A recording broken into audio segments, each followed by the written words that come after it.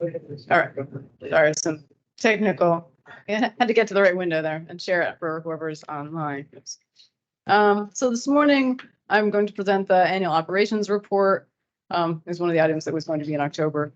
The annual operations report is required of each CTC, each community transportation coordinator has to submit an annual operations report to the Florida Commission for the Transportation Disadvantaged. It summarizes the trips provided by our Sunshine Line program as the CPC and the trips provided by the agencies that have coordination contracts. It is for the period from July of 2022 through June of 2023. Our report specifically includes the service provided by us and 11 nonprofit agencies and Heart's paratransit service, not Heart's fixed route service, just the paratransit service. The operations report is used for a statewide report that the Commission for the Transportation Disadvantaged submits to the legislature, which is used for, for future funding, for explaining what the program does statewide. And it's also used, a lot of the data in it is used in our CTC evaluation, which is part of your next presentation. It used to be used for the formula for the TD grant, but it is no longer used for that. Just in general, you'll see driver shortages across the system continue to limit service availability, although it's still increasing, but driver numbers kind of remain the same, even though drivers get hired. Overall, the driver numbers are not increasing. Although this last year, more events are happening, more outreach events have been able to occur. So I think there's more awareness of the programs available in general. And there's also a copy of the complete report, I should point out, is in your agenda package that has all of the detail for every data point. I'm just going to broad cover anything. And if after today you have questions, or you have questions today, but if after today you have any questions, you can always get them to Wally, and you can get them to me if there was something you need some follow-up on. So system-wide, just over 19,000 people were transported through all of those agencies. That represents 442,632 door-to-door trips. The number of people being transported is up over last year, 13%. The number of trips is up 8%. So we're continuing to see an increase over the last couple of years. The number of bus passes issued, and that's none of the coordination contract agencies are issuing bus passes. So that's entirely Sunshine Line. There were 8,214 monthly passes and 939 daily passes. The monthly passes are up 8% over the year before. We do not include in this report the passes that are issued for Heart Paratransit, because the paratransit trips are reported in Heart's section, so we don't want to duplicate the service. So those passes are not represented here. They're reflected in the evaluation. So just to give a big picture of the services that are being provided in the community, this breaks out the trips by purpose. And again, this is all agencies, all services. So I think it sometimes surprises people. 36% of the trips are for groceries and for nutrition, so for food. Just 16% are for medical trips. 7% are for employment and 20% education and training. So that's nearly 27% for the two together. And then the 21%, which they categorize as life-sustaining. Don't think of it in the way you would think of as the word life-sustaining. It really just means other trips that people are taking. They may be for personal business. There are other they may be for adult daycare, which is not one of the other categories. So not necessarily urgent in the way you think of life-sustaining, but just other trips that are important for your day-to-day life. So all of those services are being provided by 281 vehicles throughout the county, and it's the door-to-door service was 3,871,000 miles of trips in Hillsborough County. I know Hillsborough County is big, but that's still a lot of miles of trips, and that is up 460,000 miles over the year before, or 13%. So again, that's reflecting that increase in service, although the number of drivers, 582. Well, that seems like a lot of drivers. A lot of the coordination contract agencies they may have 6 vehicles, but they may have 40 people who are qualified as drivers because different staff drive. So that number's that's why the number seems a little high. But even so, the number of drivers system-wide is still down 1% over the year before. So the increase in services that you're seeing are still happening with less drivers. So, you know, people are becoming, it's at least more efficient, which is also driving the number below that. The resources used to provide that is just over $20 million. And again, I point out every year that the majority of that is local funds. It's either county funds, fairs, donated funds for a lot of the coordination contract agencies. It's a lot of, it's a lot of local support for the service.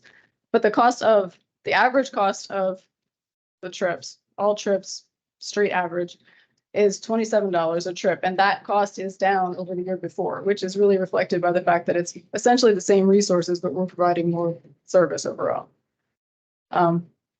So that is the report in a nutshell. We submitted it to the state and they've reviewed it, and they have essentially, the staff have accepted it.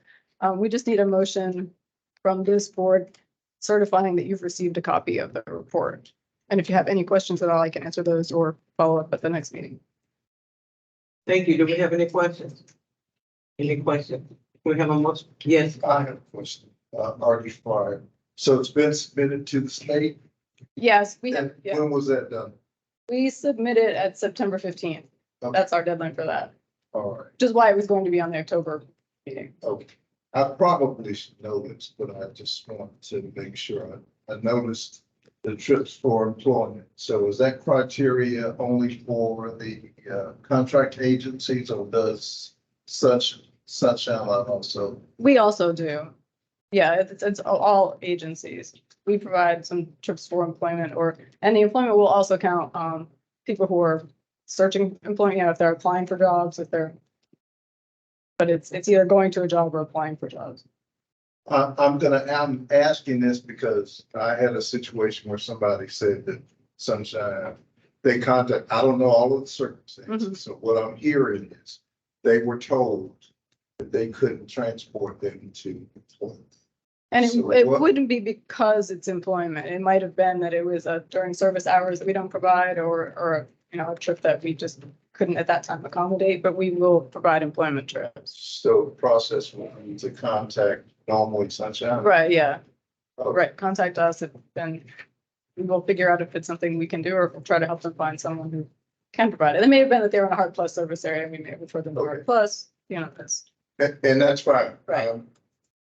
And I'm hearing this secondhand.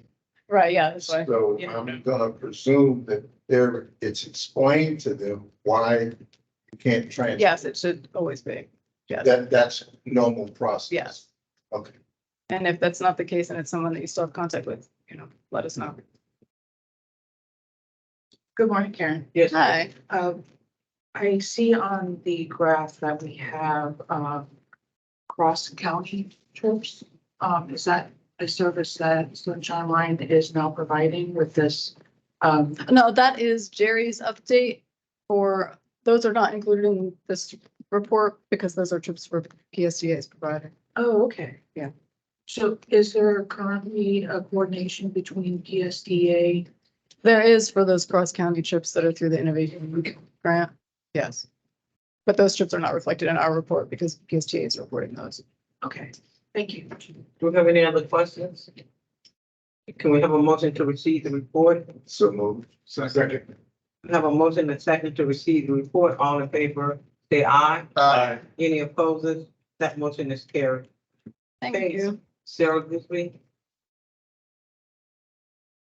Thank you.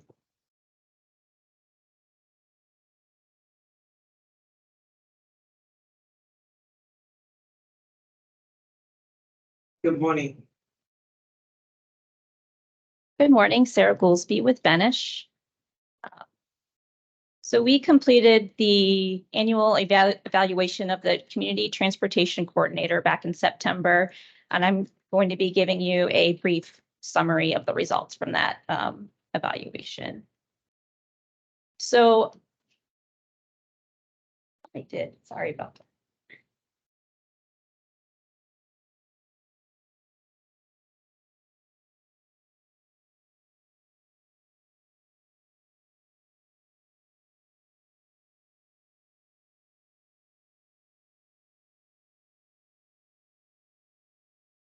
All right.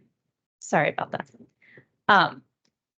So Sunshine Line, as the community transportation coordinator for Hillsborough County, has to be evaluated annually by the TPO and the TD board. This is a requirement from the Florida TD Commission. This evaluation covers the July 1st, 2022 through June 30th, 2023 period. Sunshine Line was evaluated on 5 performance criteria that included reliability, service effectiveness, service efficiency, service availability, and safety. And these are performance criteria that are established in the Transportation Disadvantaged Service Plan. The TPO also mailed out door-to-door surveys to door-to-door customers who use Sunshine Line services, and also to the bus pass customers that receive bus passes for HART services. And then there is a workbook also required by the CTD that was filled out and included in the appendix. And that workbook includes a lot of the same information that's in the main report, and then has some additional general questions about like compliance and stuff like that, like insurance requirements and performance reporting. So before I get into the evaluation results, I did want to highlight the 5-year trip trend. You can see in 2020 and 2021 that COVID heavily impacted the trips. But as of 2023, the CTC trips, which just include the Sunshine Line and Bus Pass trips, have increased 115% since 2021. And then system-wide trips, which includes the CTC trips plus the coordination contractor trips, those have increased by 100% since 2021. So you'll see that the trips are bouncing back to 2019 levels. So in this performance evaluation, we looked at the performance for fiscal year 2023 and also the previous 4 years. This table shows the results for 2023, 2022, and 2021. And historically, Sunshine Line basically consistently meets these performance measures. COVID did impact some of them, as you can see the yellow and red boxes there. Most notably is the trips per revenue hour. Even though the trips have increased significantly, there is the driver shortage is still affecting that, since if less drivers are available, it affects the agency's ability to provide trips efficiently.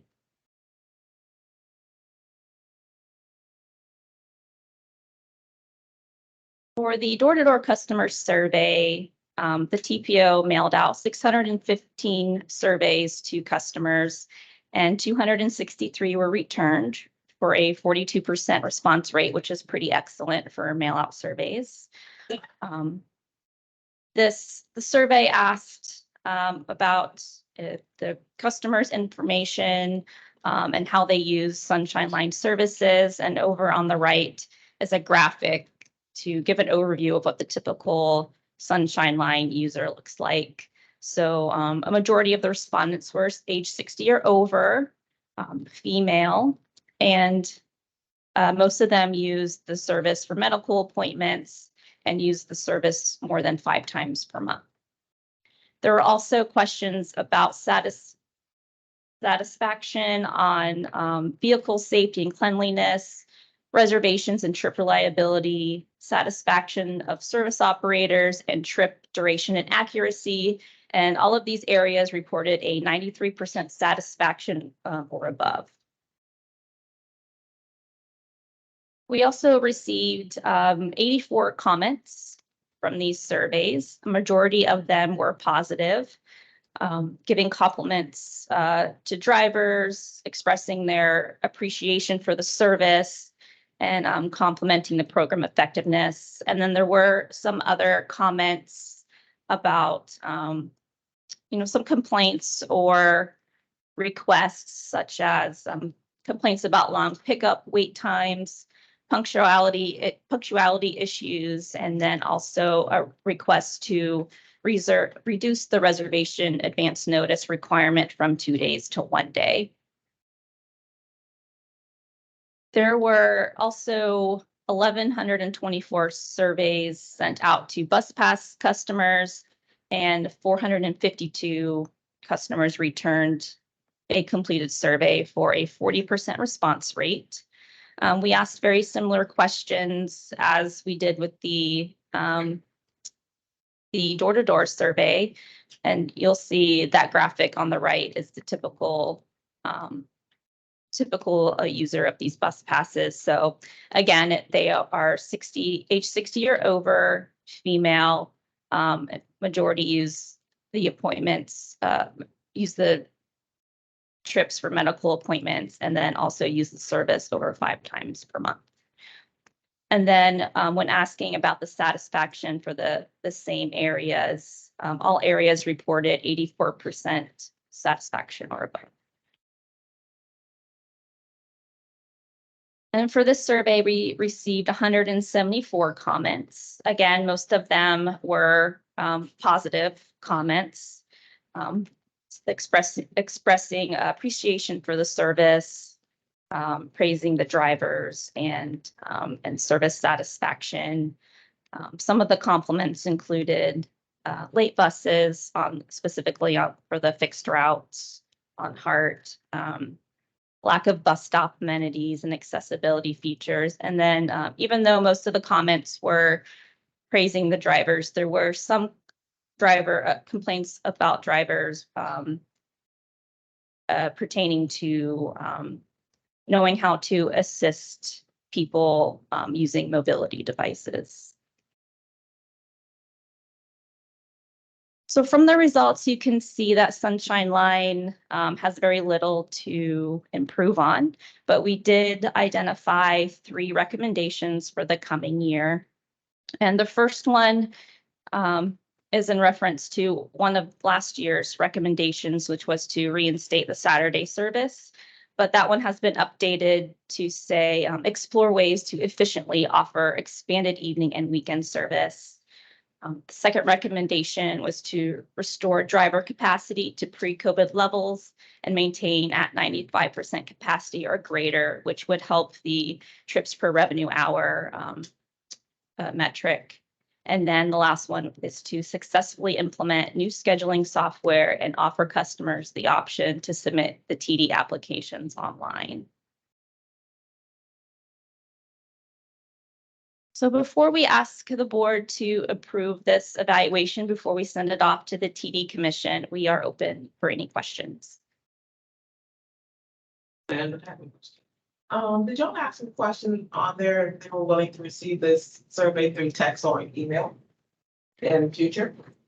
I don't believe so. And was it available through QR code on the buses, the survey? I believe it was only a mail out survey and not offered in any. Council, Yes, thank you, Madam Chair. What would be the number of drivers required to get back to pre-COVID levels? We'll defer that to either Karen or Jerry.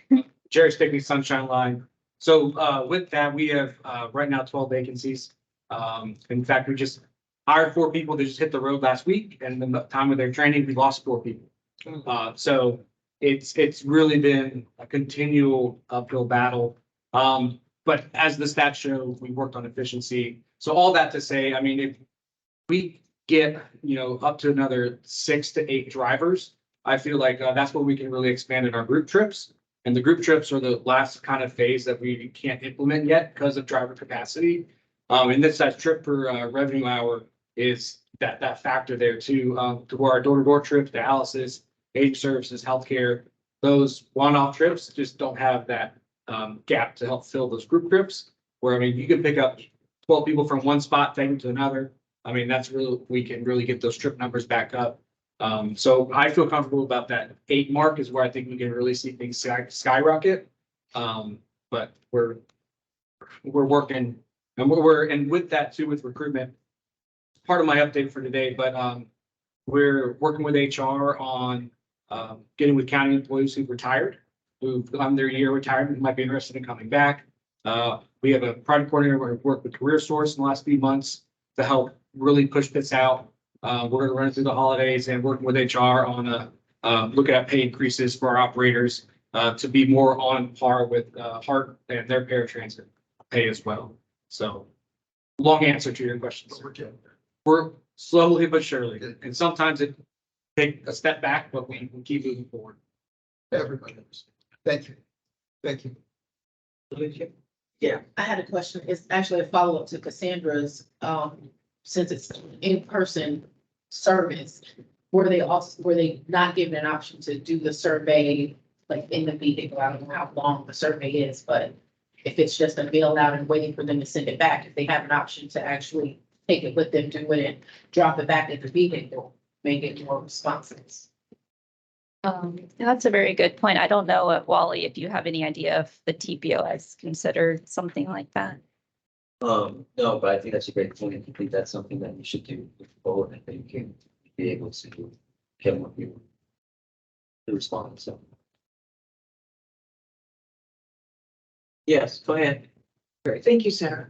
I'm piggybacking on the other questions with this one maybe, but we have a significant number of the pie is for information requests. I believe it was 27% or in the high 20s. What materials are distributed to the information requests? And is there assistance on completing the applications for Sunshine Line and services through the TD program? So as far as the information and request comments we got, those were comments that we categorized that are basically when people just stating, trying to think of an example, maybe requesting, if it was a bus pass survey, maybe requesting a specific route to a specific location or something like that. And then we do organize these comments into a table and send them to Sunshine Line, and they can go through, and sometimes if it's a pretty priority comment, they can reach out and address the comment to whoever made it. As far as you were asking about application assistance. I'm not sure about that. I don't know if Jerry or Karen have any information about assistance. Yeah, so for any application assistance, our call center is always open. We've actually had staff go and help clients who had a difficult time having anyone else to help them, or they couldn't afford mailing anything out. We've had staff go to their residents and help them fill it out. So as long as they call into our call center, we gauge that and we'll do whatever we can to help them get situated and get rolling with it. So. Thank you. Just got a quick question about application. Do they still need a wet signature on the application? So currently, we still have the wet signature, but we are in the process of getting to an electronic application. And we do have the approval to do that now. So now it's working with our IT department to get that situated. And we are getting that new software for this coming year. That does have a lot of capabilities. So there's options down the road there. We're not waiting for that because there's going to be 5 to 6 months of working to get it implemented. So Karen's working with our IT people now to see what we can do in the present and then kind of roll through. So it will be an option. I had a question for you, Jerry, concerning the attracting new drivers and driver incentives. Are there currently any restrictions that would prevent employment, or is there requirements specific to working for Sunshine Line that would inhibit the growth of drivers? So right now, the two biggest things being able to pass a DOT physical and then passing a level 2 ACA background screen. Things that we've done in the last year or so, used to need 1 year of paratransit experience. We changed that to 1 year for higher transportation or equivalency. So for us, if you drive for Uber, you deliver pizza, you know, we run a DMV background check. We don't have accidents. We drive hundreds of miles, 1,000 miles a year. You know, we have a 5-week training program that's very strong, and we're going to help you teach and learn those skills.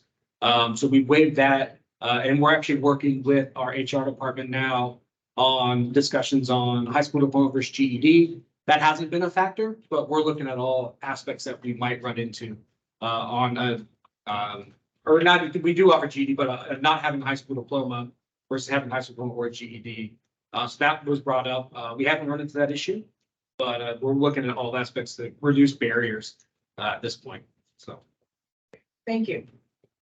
Anyone else, Audie? Yeah, I think overall this is a good report.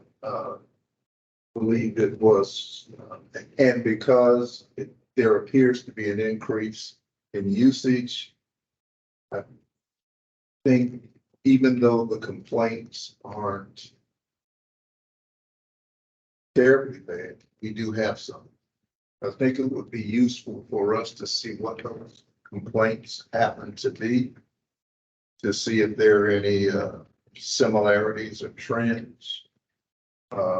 Because if we're continuing to increase usage, even these percentages, I wouldn't like to see them increase. Absolutely. So is there any way that can be reported to us what they particularly are? And then if there are resolutions, you can inform us of what's being done. Absolutely. In fact, I have that breakdown for you.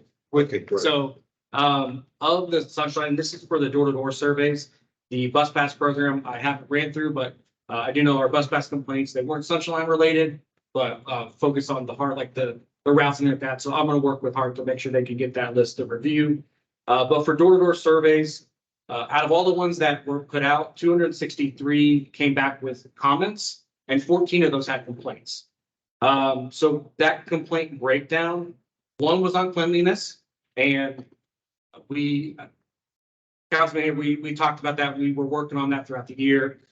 So 1 on cleanliness, 2 on late trips, 5 on that pickup or return window, the 90 minutes prior and then the 35-minute post.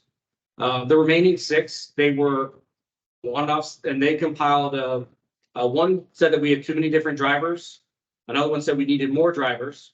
Another one, they didn't enjoy the PSTA weekend and night service. They said they did enjoy that process. Some drivers are not assisting with heavy shopping bags. One of them said nothing gets better from the survey. One said service could be better for the blind. So when we looked at that, we create at the end of each year a training plan for this coming year. So part of that now with the service that could be better for the blind. So we're going to work with our partner, the White House for the Blind, to get some refresher training for our staff. And I would like to work with the TPO to see if we can get a little deeper and see if we can figure out who this person was to get a little bit more direct information. So we can help, train on the specific issues there. And then with the pickup windows and return windows, currently we've tested in the past moving to a 60-minute window for the pickup, and it does not, we can't do it just at this time. It's one of those things with the traffic in the county, short drivers, and long distance trips. And our long distance trips used to be that 18, 20-mile trips. Now we're seeing those 8 to 10-mile trips being considered long distance just with traffic and time that it takes. So with our new software coming up, though, it does take in real-time traffic data. It optimizes on the spot and as we go throughout the day. So we're hoping with the efficiency that we've done with our on-time performance that's gone up 3% from last year, the increase in trips. We're hoping this new software will help alleviate that. So maybe we can, once it's implemented, and we can start reducing that time frame. But right now, honestly, there's just no way that we could and be efficient with people. They'd be late for their appointments. I'll stop there. And any specific other questions, I'll bring up more of a report in the next meeting too on what we've done actionable with the training, what we're gonna do, all those pieces. That's the breakdown for the door-to-door surveys for the complaints. I'll just ask about two of those things. Are drivers supposed to help with groceries? So the policy is that when you shop, you're to shop and be able to carry the bags with you. So our drivers, our policy is that they're not there to help and carry your bags for you. It is what you can carry or handle on the vehicle. Our operators, we're human, they help, they'll load stuff. We've been working on trying to figure out what the best way to address that. And so it's not something that we promote for carrying everything, but we've asked staff to, or clients, if they have, or our grocery trips, if they need to get something that's large or heavy, to let our customer service reps know when they book the trip. So maybe we can plan accordingly to suffice, because at the same sense, we do have capacity issues. So if you go and can just shop with what you can carry, you're gonna have to go to the grocery store every other day, which causes more of an issue. So we've been working on a plan and a policy the last couple of years on how to get it to fit, but we have reached out to other transit agencies that do paratransit. And in fact, there was a workshop that was specifically about this issue across the board with paratransit. So we've been working on it for a while, and I don't have an answer for you yet. And some of our operators, they go above and beyond. Some follow the policy, and we're trying to figure out how we manage that. It would be good to know how that is resolved. And the other is, I'm sure is a easy fix, is the cleanliness. What's that about? So one of the things that we ran into this past year, as we expanded and opened up to a few more parking yards to help mitigate some of the travel time throughout the county. And our wash bays have changed. We're the only wash area we have is at our central office at Hannah. So and with that, 3 of our yards were under construction. They were building new buildings on the property.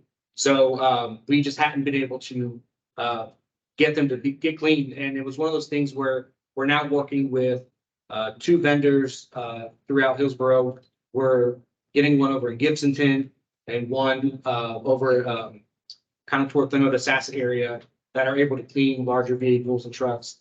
It was an issue that we saw, and overall, interior wise, buses remain clean, do well, but the exterior piece of it has been tough.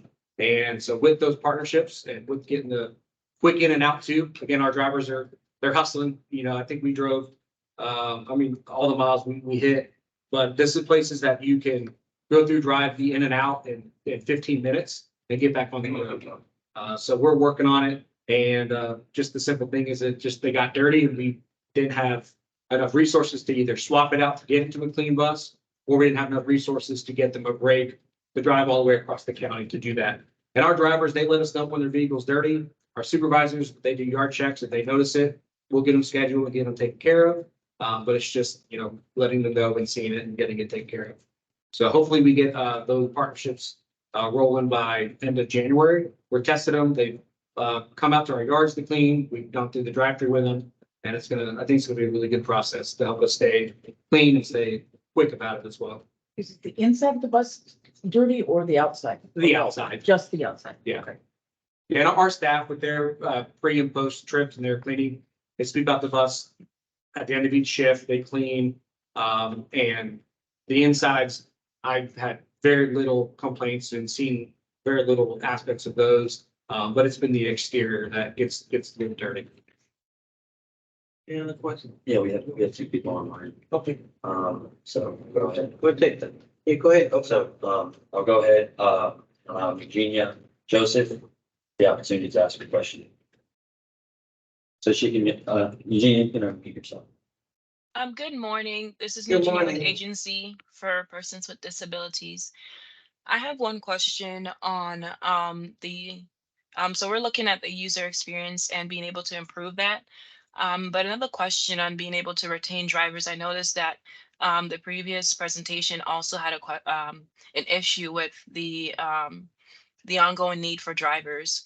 So one of my questions is there someone looking into the worker experience so that the reason for the inability to retain drivers, if that's being investigated a bit more, and by reviewing things like the exit surveys or different types of HR reports, and then understanding the reason why there is a loss of drivers, or why currently there aren't a lot of persons who are possibly looking into becoming a driver, and then the reasons why, and being able to close that gap.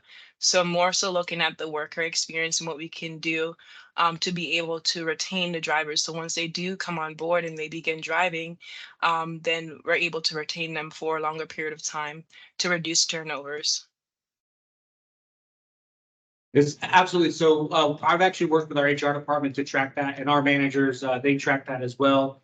The reoccurring piece of a lot of this, we do have some retirements that are built into this, but is coming down to the driver pay, staff leaving for other opportunities. And that's where we're, we hire at $16.48 an hour. We do experience rate, but that gap is up to $19 when I believe Hart's now starting pay is $20.03. So we're working with HR to bump that up to get a lot closer to that. PSDA, again, the two transit agencies in the area. PSDA, I believe they hire at 15. After your training, you go to 18, and then within a 4-year time frame, they go up to $29 an hour, depending on the union and the way that they perform. So those are the things that we compete with. So right now the pay is our big focus. And we're working with our class and comp office, and I think we're gonna be looking at, we're putting some proposals to increase and try to get up to starting at about $18.50 an hour is what I'm shooting for. And with that experience rating, we'll be able to be competitive with those with the experience to, and that'd be about 18. I believe it's 18 to 22 an hour is where we would then fall into. And we're wanting to look at that trend too, that gets us now, but what's the progression that we're going to see in a year and a half, 2 years? Are we going to have to do this again? So trying not just catch up, but see if we can get above it a little bit as well. So we are working with it. And like I said, the bulk of it has been driver pay. Next would be with retirements, and then other people they've moved out of Florida, or other things like that. So. And we also have another question from Deborah Junta. I'll go ahead and read her. Good morning. Deborah, can you hear us? Yeah. Good morning. Can you hear me? Yes. Good morning. My question is, Hart uses an RFP yearly to do their overflow trips. Have you thought about putting out an RFP possibly for your single rider trips? And then that way there you could increase your multi-load trips to kind of, and then help with the lack of, your depletion of the drivers. Have you guys thought about doing an RFP to maybe possibly do some of the single rider trips? Yes, we have. And we had a contract in place that we had to terminate for failure to provide the service that it was hired for. So that termination went through and is in process. But as we have that ongoing, our next piece, Karen's already working on that RFP to go to bid. We just wrapped up that RFP software that's going to the board on the 20th. Uniform contract that's going to board, and that RFP for extra service is there. In the interim of termination of that cab contract that we had, the TD Tampa Bay partnership with PSDA was initiated, that we're doing cross-county and in-county trips. And last year, so we partnered with them to help kind of cover that gap for a while. And that's kind of where we were able to ease into that and help build those timeframes. But that was more for the after hours and those other pieces. So we are looking at it, and we will be going to bid for that. So we're getting that final contract terminated. The other thing I would ask is, instead of doing maybe a single, maybe having multiple providers, that way you don't run in this situation where they're not able to provide all the trips. Maybe if you had a multiple provider list where you had more than one person, maybe the top 2, top 3, and then they can work together possibly I'm just suggesting that. Yeah, I appreciate that. And the last time we went out for this was probably about 2 years ago. And we changed our contract to where it was RP strictly for county service to where we then extended to be TNC. So Uber, Lyft, anyone else wanted to join that RFP. And we only had one person go to bid for it.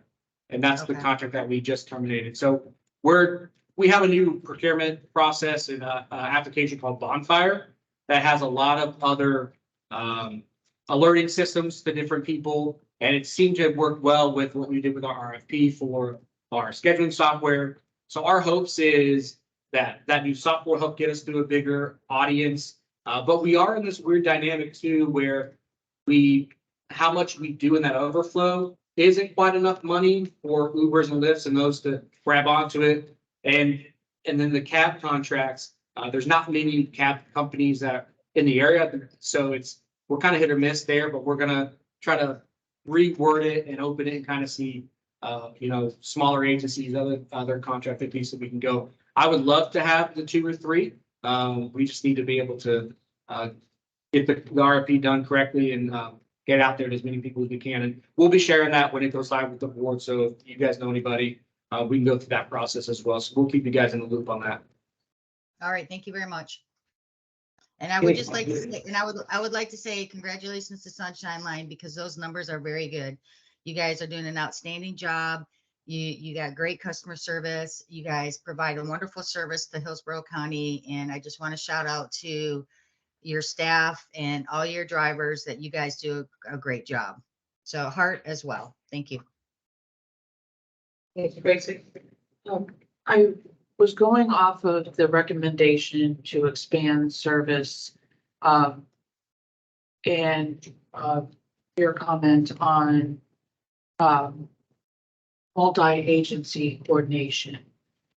So there's several agencies in place already that are receiving funds through either the state or federal funding.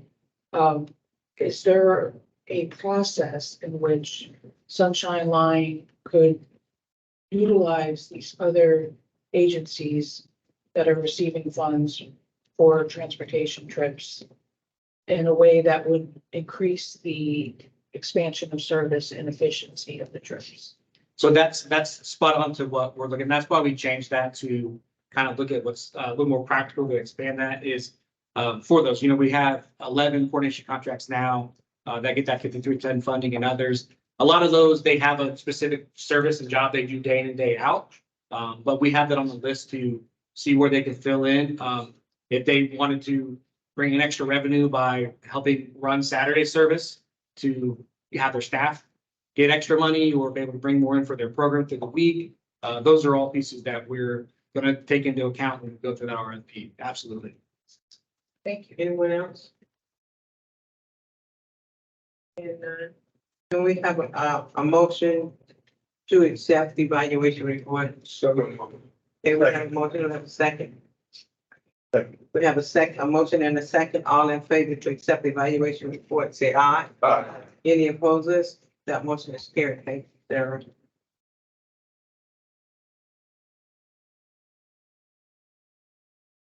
And as well as coming forward, we're going to move the election of officers to the February meeting. And we'll take care of that at that time. Good morning, Wally. Good morning. Good morning here.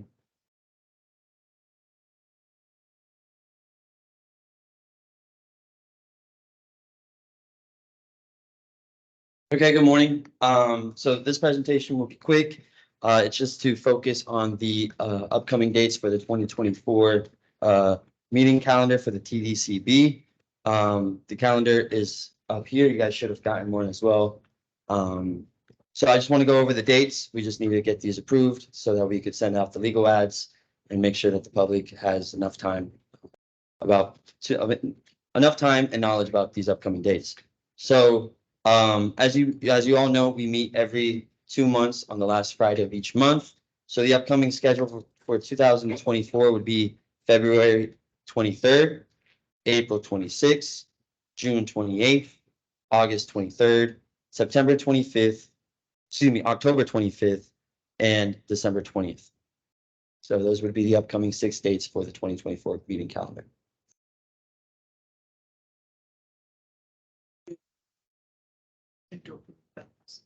Brown, I'll second.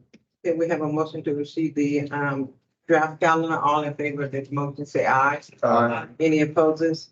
That motion is carried. Thank you so much, Molly. We're gonna move right into our status report. Elizabeth Watkins. Good morning, Good morning. Elizabeth Watkins, TPO staff, and I'm here to present some information to you on one of our needs assessments that's going to inform the 2050 long-range transportation plan. And that needs assessment is real choices when not driving. So what this encompasses is a high-level, systems-level overview of 3 different modes. 1, local bus service. 2, transportation disadvantage service. And 3, trails and side paths. We work very closely with our partners at all 4 local governments to leverage their plans and programs and provide a to set up different scenarios for the long range transportation plan, since it goes out to 2050, and that's a lot of things can change, and that's our responsibility as the long range planning agencies to be thinking long term and give the community and the boards information about choices that we can make with our transportation revenues, acknowledging that the majority of the transportation revenues are at the discretion of the jurisdictions, DOT, HART. So this is really the purpose of this document is to illustrate the needs through 2050. So the first mode is that local bus service. So we work closely with HART, utilizing their transit development plan, and had different investment levels. So the first of which is what level of service of local bus service could be provided given existing funding through 2050. The second investment level was an unconstrained vision or a performance scenario. If money wasn't an option and we just let the needs speak for themselves, what level of performance could we achieve and what would that cost? And we used a few of performance measures to help evaluate those 2 investment scenarios. First, transit level of service. So frequent service, we consider that anything that is 15 minutes or less. Somewhat frequent service, between 15 and 30 minutes. And then minimal or no service, so more than 30 minutes. The second performance measure that we use is the number of people and jobs served in 2050 as an important metric of how we're serving the community. So this graphic is an illustration of HART's current service today. In dark green is where that frequent service is, that 15 minutes or less. That serves about, if this service were to continue through 2050, that would be about 33% of people and jobs. Somewhat frequent service, so 30 minutes, 15 to 30 minutes, about 30%, and then minimal or none is 38%. And HART's current operating and capital budget is about $160 million per year. So that first level of investment with what's today, if it were to continue into the future, new grant opportunities that are reasonably expected to come online, other things that HART can do to be operationally even more efficient. They are projecting that they could see higher frequency on certain routes. So not a big expansion of the system, but really focusing in on what's there today and providing more frequent service along those routes. And their plans are solid, and it increases the level of people and jobs served by transit. And the cost annualized through 2050 is about $280 million to provide that service. I mentioned the other scenarios, that unconstrained vision. So if money wasn't an issue and we let the needs speak for themselves. Hart is envisioning that they could provide not only more frequency on their existing service, but also providing new service, not only just in the urban core, but throughout Hillsborough County, having more on-demand circulators, which have been very successful, and even having some regional trips. So possibly from Tampa to Lakeland, Tampa to Land O'Lakes, Tampa to Clearwater. So a true robust transit service. And as you can see here, the people served and the jobs served is significantly higher. And but the cost to do that annually would be about $445 million. So about a threefold increase in the current level of investment. The second mode is transportation disadvantage services.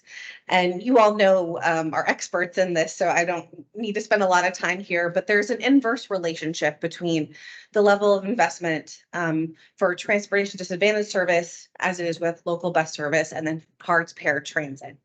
So if the community were to say, we need that performance unconstrained vision for local bus service, then possibly that could mean that there'd be less demand on Sunshine Line or paratransit because there would be more people who would have access to local bus service. So that's essentially what this scenario is saying. And the last mode covered in this needs assessment is trails and side paths. There are about 205 miles of trails and side paths in Hillsborough County across all jurisdictions today. But I wanted to be clear about what's included in that. So those are paved trails that are bidirectional, separated and protected from traffic. So these top two images are images of those, the Jackson Seat cycle track and a greenway. But what was not included are your on-street bike facilities or unpaved trails. There were two main differences how we approach the trails analysis from the previous long-range transportation plan. One significant change is as Hillsborough County is updating the Greenways Master Plan, and the number of projects has increased, has tripled. So previously there were only 53 projects, about 150 miles, but now there are about 130 projects and over 400 miles. And this is great news because that means there are going to be more projects that can get in the project development pipeline. And it also has 3 times the number, it would also increase the number of people that have a trail within a 1/4 of a mile of their home. But one constraint to that is cost to build trails, cost to build anything has grown exponentially since the previous long-range transportation plan. So one thing that we did to account for that is our cost estimation and our so previously we had less than $1 million to build a trail per year. We know based on recent projects that is no longer accurate, especially doing a paved trail facility. So in reviewing recent projects and looking at recent data, we felt that we needed to use a $3 million per mile cost that included everything with project delivery from planning, design, right-of-way acquisition, and construction. And the need, like I mentioned earlier, is much greater. So now there's 408 miles that are envisioned to be built, which tripled the need. So given the high number of need and the high cost, we proposed 2 different project delivery approaches. One, what if we just focused on those trails that increase connectivity and connections between the existing trail system? So that would be the Upper Tampa Bay Trail in Northwest County, Tampa Bay Bypass Canal, and the Florida Gulf Coast Trail. The second approach that we are proposing is what if we focus our trail investments in areas of communities of concern, those areas where car ownership is low, where there's been historic disinvestment. What if we were strategic and identified those trail funds for those areas? So this is a summary of what it would take to accomplish either 3 of those scenarios. The first of which is if we build out all 400 miles of it, that would require a significant increase today. Today, only about $700,000 is used for trails. If we chose this scenario, or the community chose this scenario, the investment would need to increase to $48 million per year. If we focused on those regional priority corridors to get those done by 2050, it would cost about $6.5 million. And then if we focus on trails through communities of concern only, that would cost about $12.8 million. So there's no action required of you today, but I'd be happy to take any of your comments and questions and integrate them into the report. Yes, so I understand when our Franklin Bridge is done, they're gonna have a trail to across it, so you guys are being connected, is that my understanding? That's my understanding that there is going to be a trail facility along the Howard Franklin. Yeah. Yeah, whenever it's the new one's done. Yeah. Mhm. So basically, the acknowledged trail should be done by that time, because right now it's not done in the area that we needed to be connected. Yeah. Truthfully, I am not as familiar with that project. I just know that a trail is envisioned with that. But I don't know if I can get back with you about that. Anyone else? Yeah. Who's gonna make the final decisions on these? Excuse me? Who's gonna make the final decisions on these trails? So Well, that on the actual implementation of the trails is up to the local governments and DOT. So really the purpose of this analysis is to show long range what could happen. But at the end of the day, it's the jurisdictions and the operators. Go ahead. Yes, as I was looking at it and flipping back and forth between the two maps, and I'm looking at the regional priority corridors and the communities of concern, it really looks like the priority corridors are, that is some of the same. The communities of concern would cover the Yeah. priority corridors as well. We- So it's kind of, to have the two costs separate is a little bit deceptive, because it makes it look like communities of concern is way more expensive than priorities. It's really, you're getting both. Yeah, that's a great point. We did pull that number because there could be a hybrid scenario. And I think about 28% of the regional corridors are in areas of community concern. So we could pull that analysis for the purpose of this long range plan of like what that number would look like. We just didn't do that with this first iteration. Yes, how would the use of trails increase the efficiency of the transportation system, specifically for transportation disadvantaged? Well, trails, especially ones we're talking about here where they are, paved, have sub bases, they are used for transportation. Sure, there are recreational trips on there, but if we can be strategic and align our trail system with our bus network, I think there's a lot of opportunities to just move people and give people options to get around. So does that mean that's being done? I'm just basing this question on you saying it could be done. So we can plan for it at the TPO and point out those opportunity areas, but like Councilman Schisler pointed out,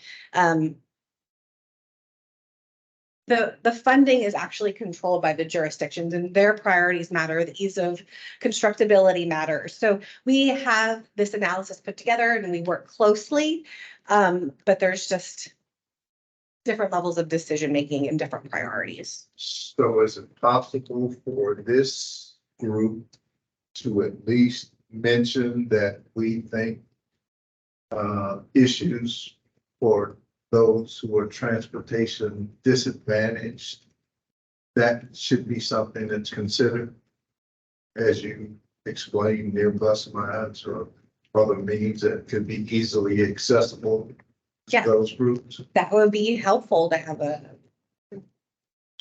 So what would that require of us? I think even just hearing it from staff, you don't know that you have to do anything as formal as a motion, but knowing that that's a priority to the TD board, that helps us, in our conversation with our partners and all the different programming documents that come along to continue to push that point, that it's not just staff, but the TDCP feels that way as well. Any other question? I don't have a question, it's more of a comment. Tracy, I want to respond to your question about how trails improve TD population. if we, like Elizabeth said, if we can plan them correctly, it can also serve those who rely on wheelchairs or scooters for mobility. It'll give them, again, just a little bit more options to get from where they need to go. Does that make sense? Thank you, Wally. And that was part of my question. But really my driving question is how will this work to expand service and decrease traffic for people that are using the transportation system for a function of get to employment, shopping, medical appointments.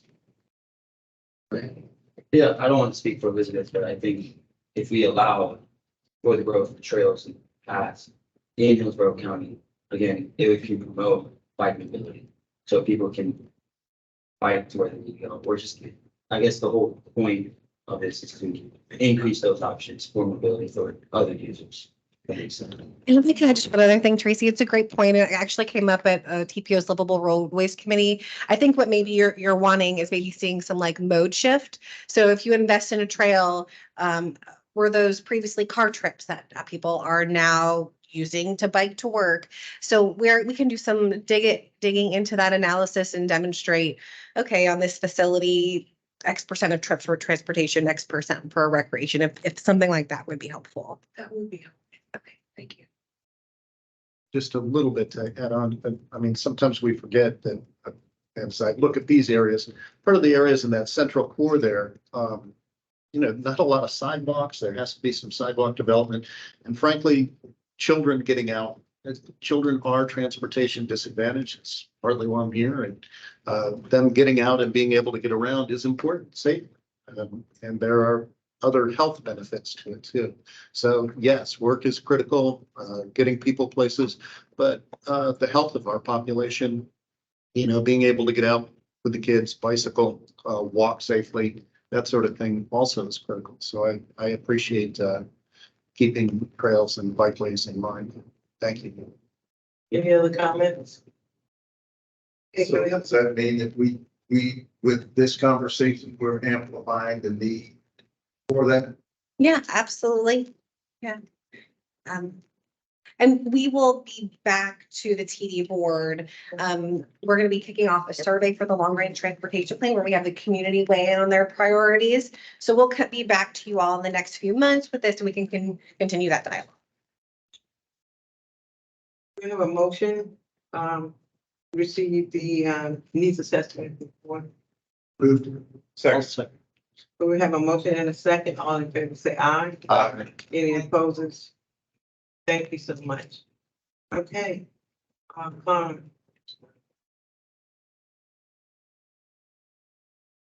He's on. All right. Good morning. Good morning.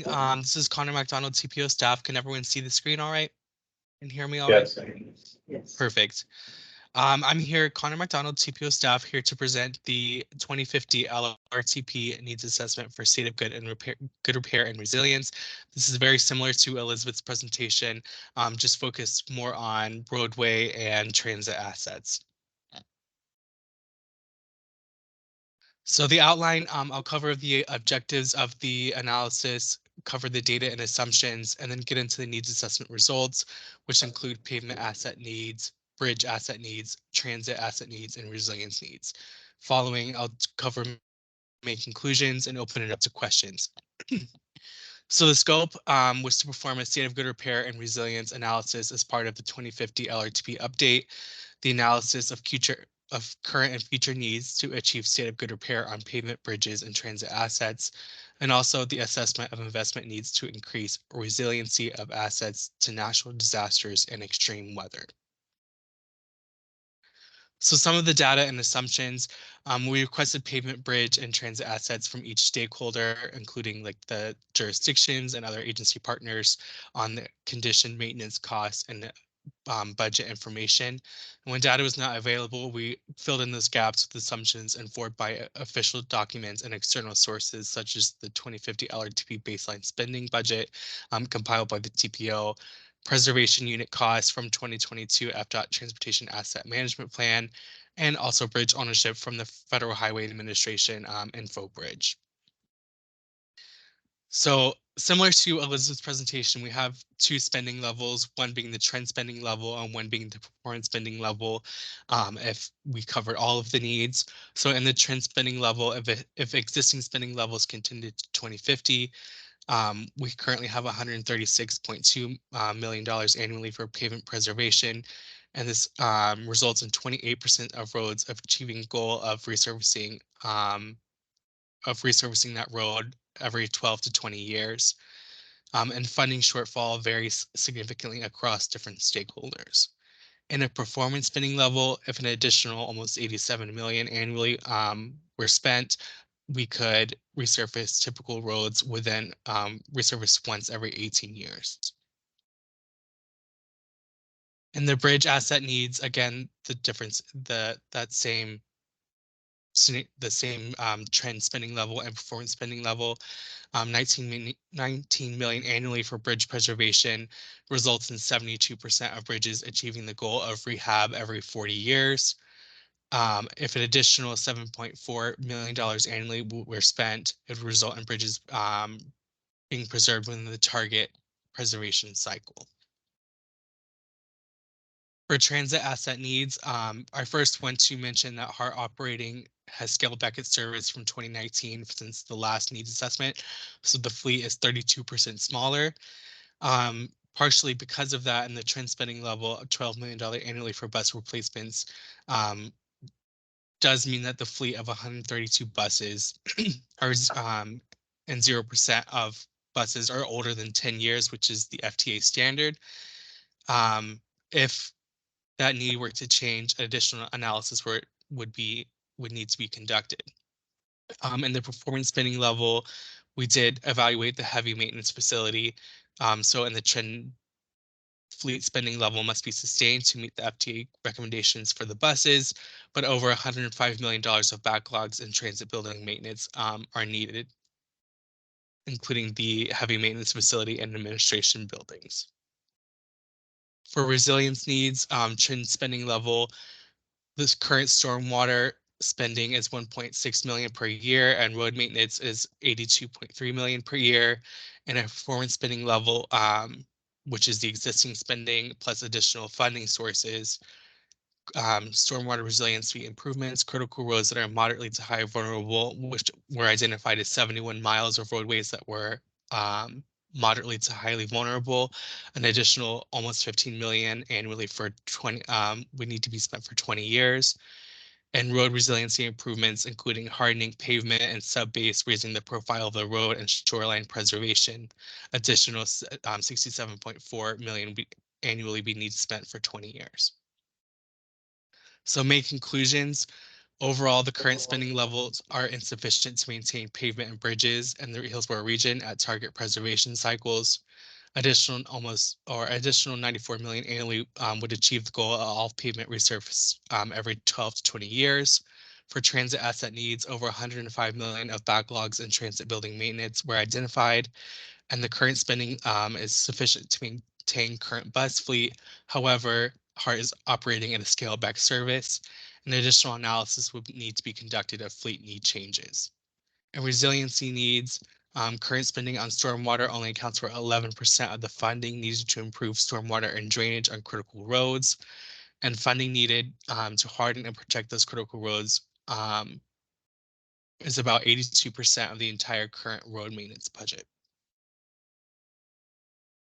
There is no recommended action today. However, I will take any questions or comments from the board at this time. Yes, Glenn. I have a question, and yeah, this is somewhat sad, this report, but I'm glad you're on it, glad you're taking care of it. My question is, where are concerns for transportation disadvantaged people being included in these assessments, in these needs? And the pavement needs, for example, what sorts of accommodations are being made for transportation disadvantaged people, people with mobility issues or vision issues, things like that. Right, so there are two locations where that those populations are included, one being in Elizabeth's report with the TD services. We also did an equity needs assessment in which transportation disadvantaged populations were included as a population that would need or may need additional resources. Thank you. Absolutely. Any other questions? Councilman? Yeah, with this information, particularly related to the underfunding status, how is this being communicated back, or will this be communicated back to the powers that be for funding alternatives? As far as funding alternatives, do you mean like, okay, I see what you mean. So we did present this to the TPO board last week and additional committees throughout the TPO. So the needs were accepted, identifying which needs would be needed.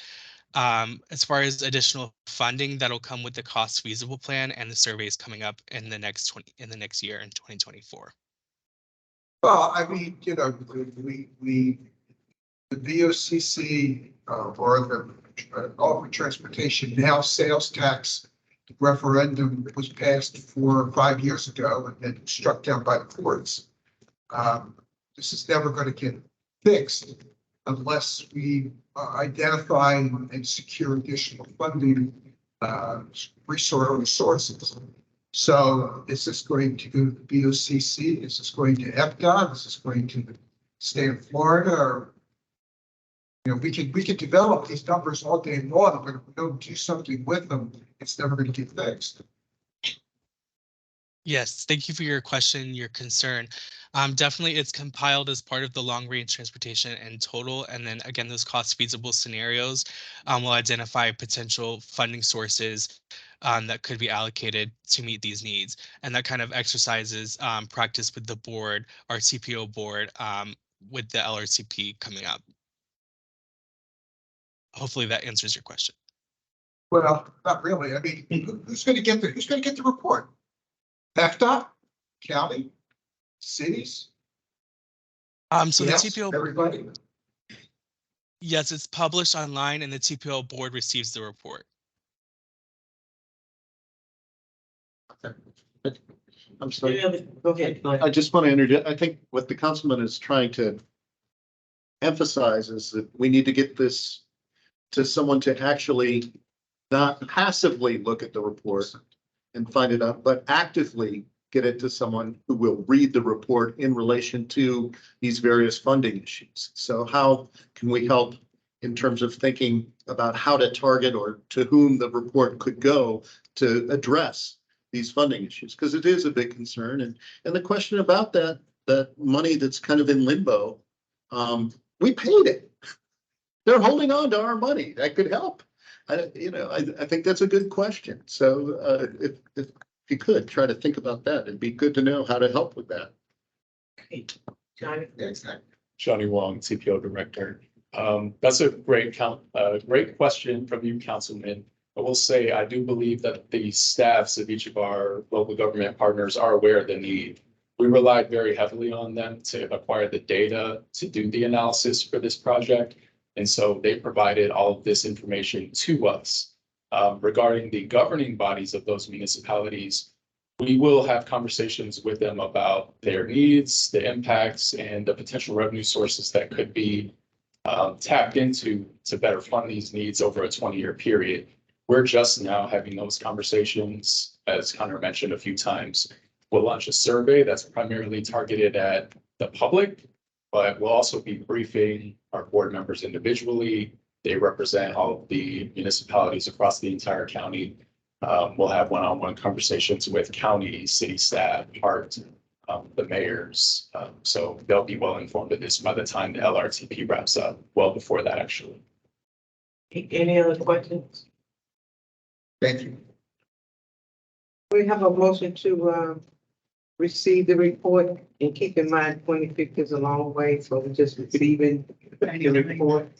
That's all. So move second. Okay, we have a motion and a second to receive the 2015 news assessment. All in favor of that motion, say aye. Aye. Any opposers? That motion is carried. Thank you.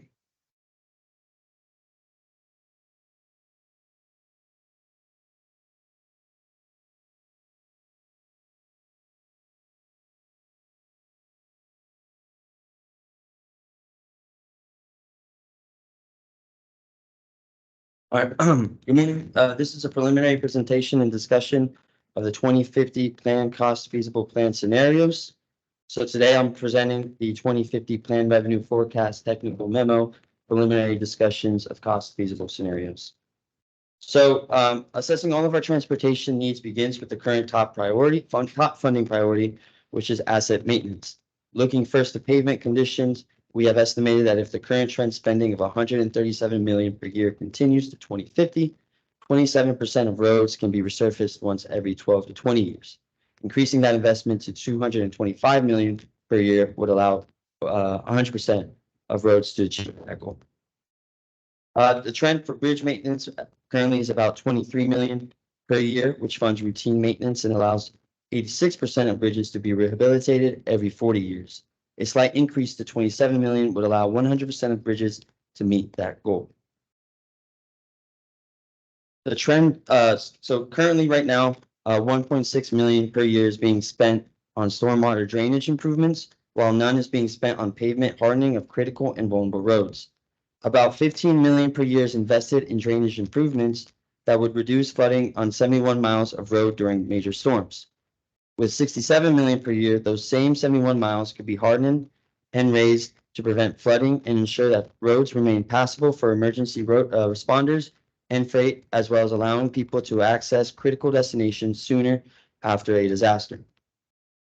Moving on to our Vision Zero category, currently 25 million per year is being spent on safety treatments, and if those investments are optimized to focus on the arterials with the highest crash density, we could achieve a 35% reduction in serious crashes and a 55% reduction in walk-bike crashes by 2050.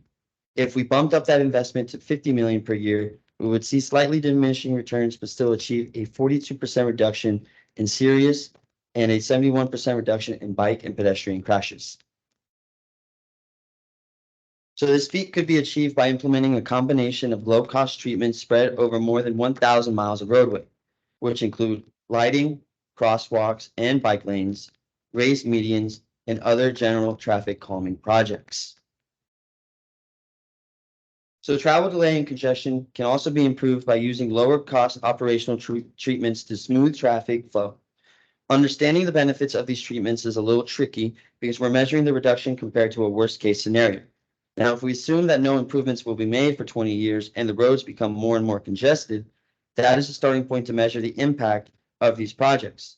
Maintaining a 24 million per year investment in operations will yield a 48% delay by 2050 and will result in a 14% net speed increase on roads in which the average travel speed is significantly lower than the posted limit.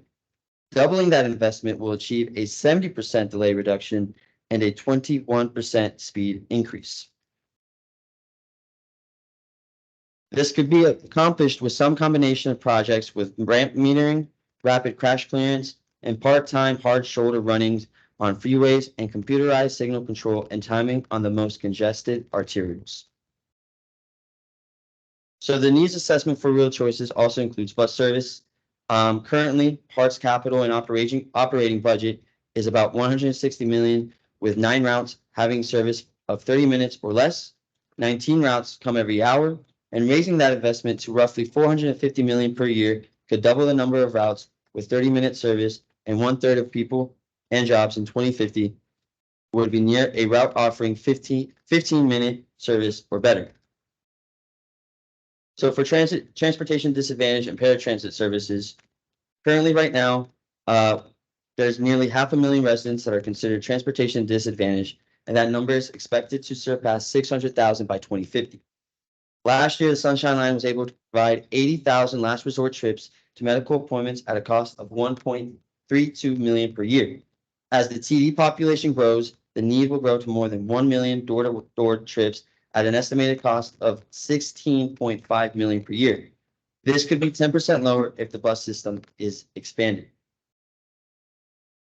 Right now, roughly $700,000 is spent annually on trails in Hillsborough County. If that trend continues, we could build 10 miles of new trails through 2050. And if that investment were increased to 3.5 million per year, we could build 40 new miles of trails and side paths. While all of the other project categories are able to be estimated based on general unit costs, major capacity projects like highway widenings, extensions, elevations, interchange reconstructions, and transit operating in dedicated right-of-ways must be individually listed in the long-range transportation plan and include detailed costs. We're talking about this process now to prepare you all for what comes next, but the process will span from today until next summer. And we have already reached out to all the local governments asking them to propose some major projects. Once that list is complete, our staff will work with a consultant to produce cost estimates and then test the benefits of each project in the travel model. We'll then spend several months working with the public and the TPO board to identify which projects would be added to the cost feasible plan. So the sample spreadsheet above gives an indication of how you may choose to assess the impacts of each project, but it is not exhaustive. Modeling is a very technical exercise, so not all of the acronyms may make sense, but we're able to produce jobs served, vehicle hours of delay avoided, vehicular emissions, vehicle miles traveled, speed estimates, and ridership estimates. If you'd like us to produce something not shown here, our staff can work with the consultants to see if that is possible. Some freight projects are considered a subset of major projects, and this map and table shows treatments identified as part of the 2018 Tampa Bay Regional Strategic Freight Plan, and include capacity improvements such as grade separation and operational improvements to improve truck movement and reduce delay among major corridors. The examples above include the CSX, a US 41 separation, US 301 improvements from Selman to I-4, I-4 and I-275 improvements, including the Howard Franklin Bridge replacements. Other freight treatments are operational, such as ramp metering and shoulder running. The investment trend is approximately 12 million per year, which improves interstate reliability by 16% and reduces delay costs by 12 million. An increased investment to 16 million would pay for itself in time savings and improve reliability by 34%. So what about equity needs? So the results of our very first equity needs assessment show that for 15 disadvantaged areas to catch up to the countywide average for asset condition and safety performance, we need more than 419 miles of bicycle lanes, 178 miles of pavement resurfacing, about 450 miles of sidewalks built or rebuilt, and about 234 more miles of tree canopy. All 15 focus areas have their performance assessed compared to the countywide average, and 9 of the metrics are shown here. The second column from the left that says target area with greatest disparity shows the communities performing the worst, as well as the recommended treatments to the right.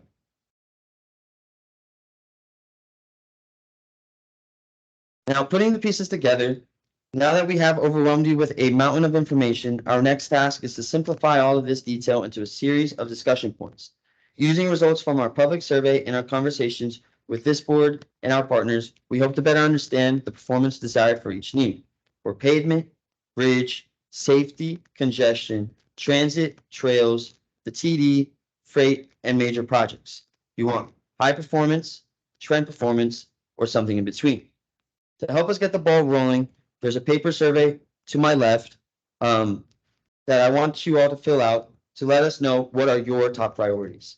These results don't commit to anything down the road, but they're just to give us a better idea of where you stand at this current moment.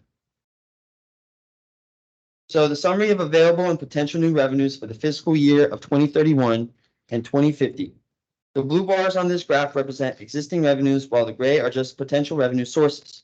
The potential revenue sources are general estimates of what funding could be available and are included purely as data points to inform development as conversations progress about what revenues should be considered feasible, and we'll be seeking your input to direct this.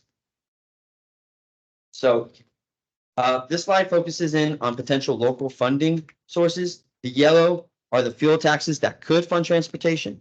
For example, the 9 cents fuel tax is set to sunset in 2039.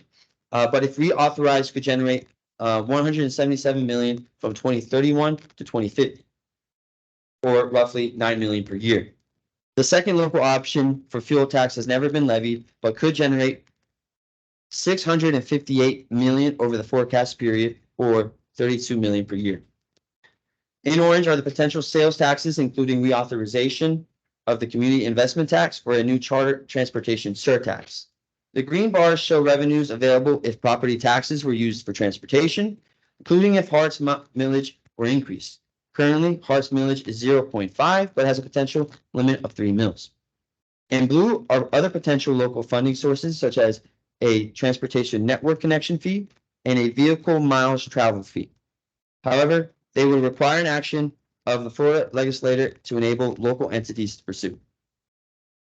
To help put this into context, I will now walk you through two scenarios. Currently, this right here is an example scenario from the 2040 Long Range Transportation Plan that consider maintaining existing revenues but refocused funding to TPO investment programs like good repair rather than road widening. It breaks it down to expenditures based on transportation investments like bus service, crash mitigation, bridges.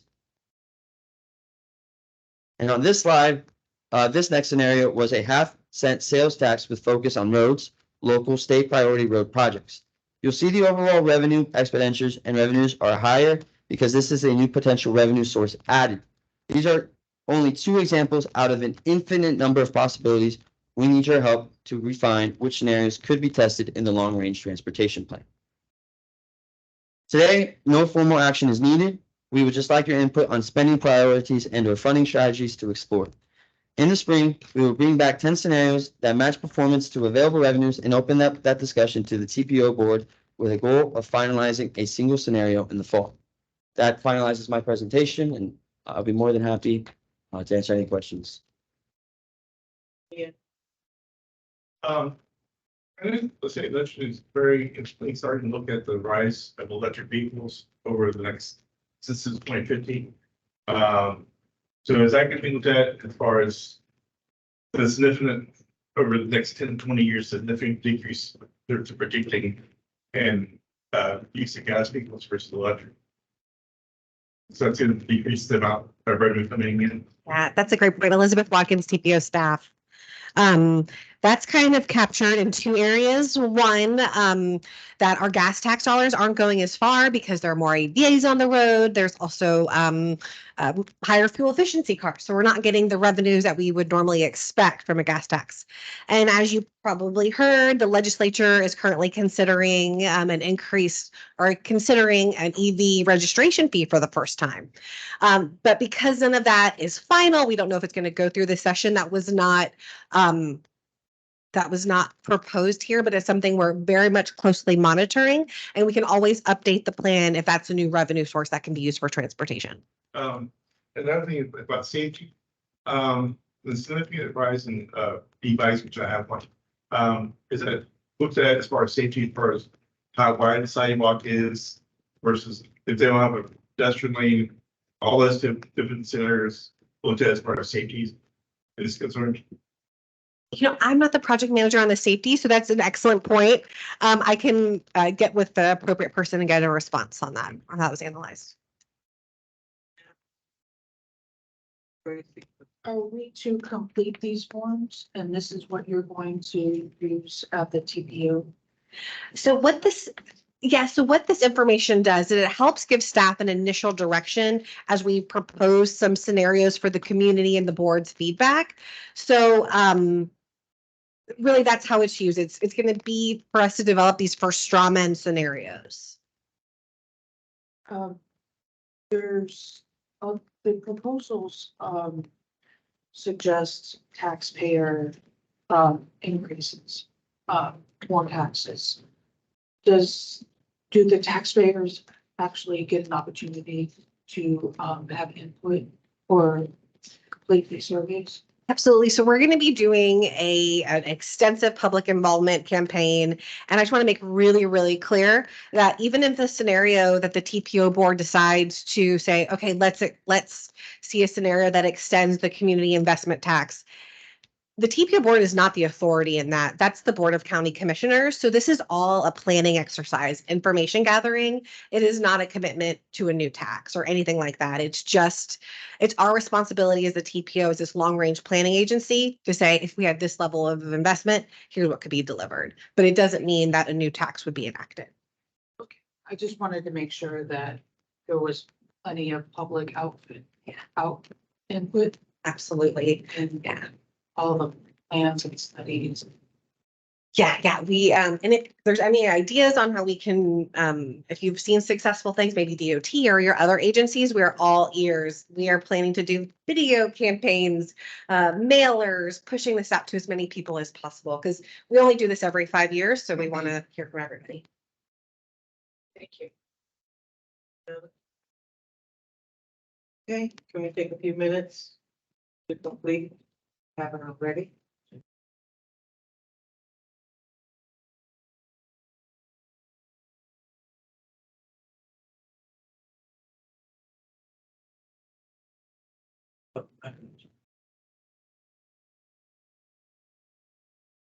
Yeah.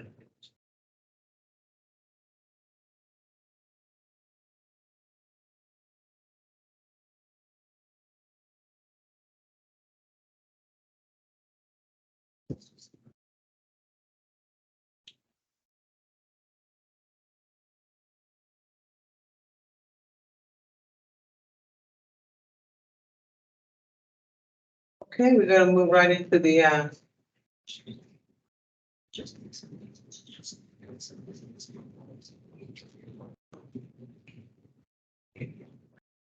move right into the Sunshine Line of Bank, Jerry.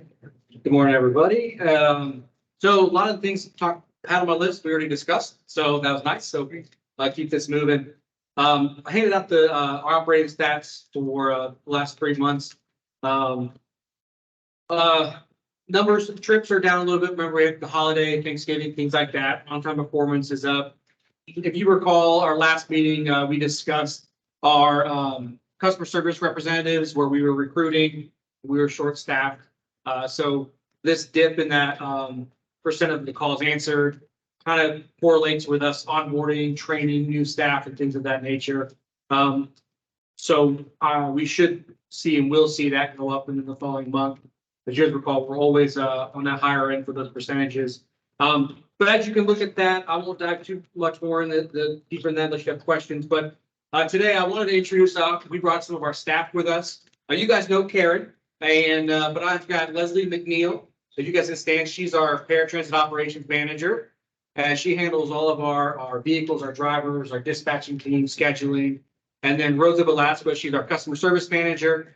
She handles our call center, our eligibility, our bus pass program, and they are the ones that keep me out of trouble and keep the wheels, literally the wheels rolling day in and day out. So I wanted to ask the reporter for what happened through the year.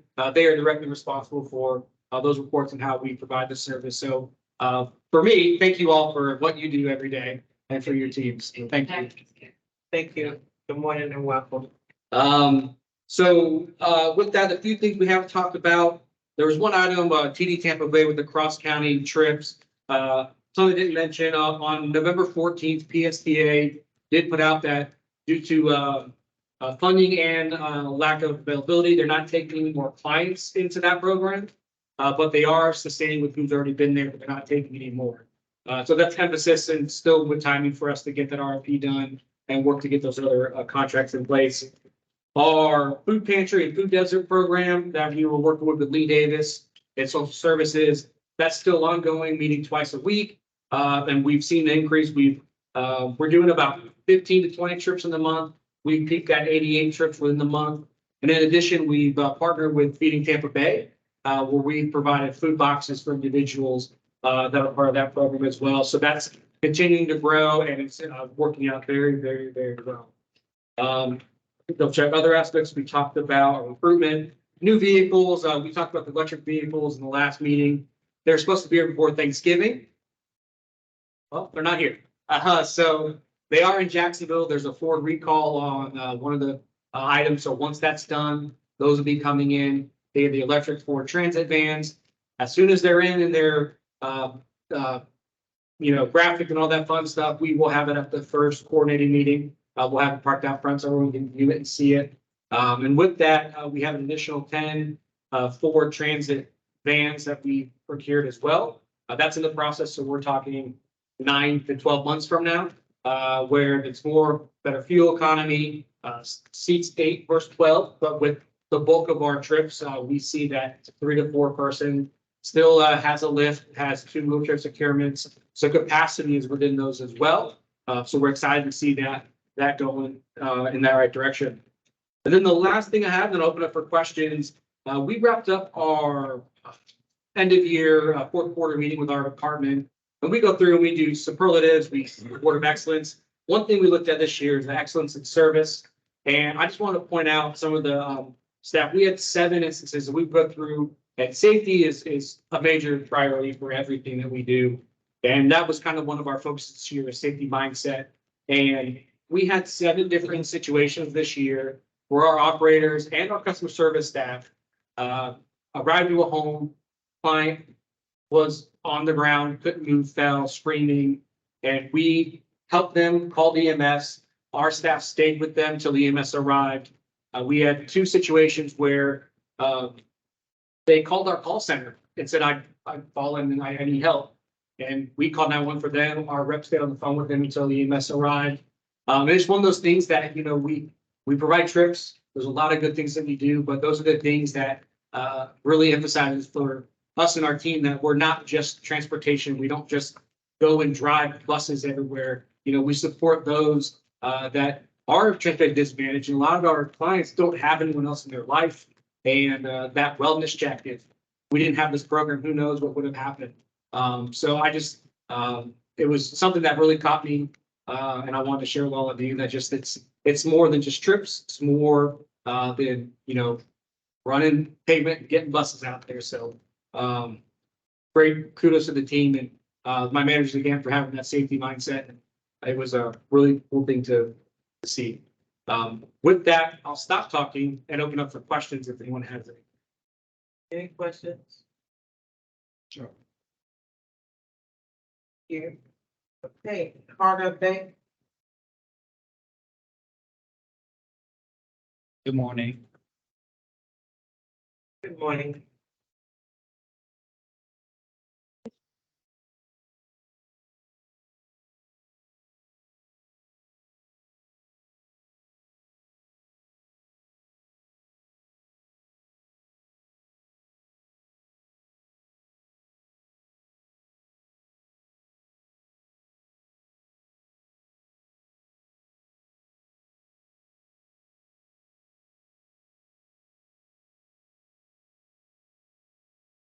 Good morning.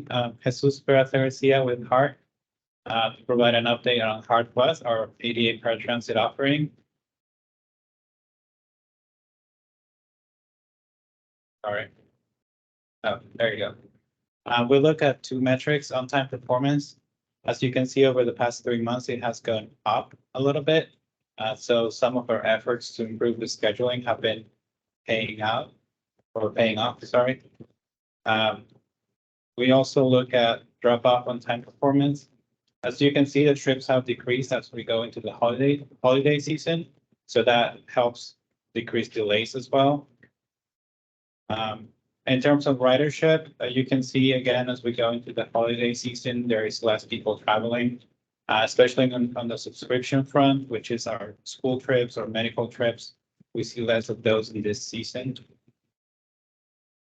As people travel less, we see less no-shows, and we also have more cancellations because people have last-minute changes. This one is an interesting one. So we look at in-vehicle time, so how long people are driving around on our vehicles, and that has decreased significantly over the past few months. So again, the scheduling efforts have been paying off. Lastly, we have the taxi trips, which is our contractor. That helps us with the overflow. and the same day trips, and that has remained relatively stable around 3,000 trips a month. With that, I wanted to open it up for questions or comments. Do we have any questions or comments? Yeah, we have a question. Okay, good morning.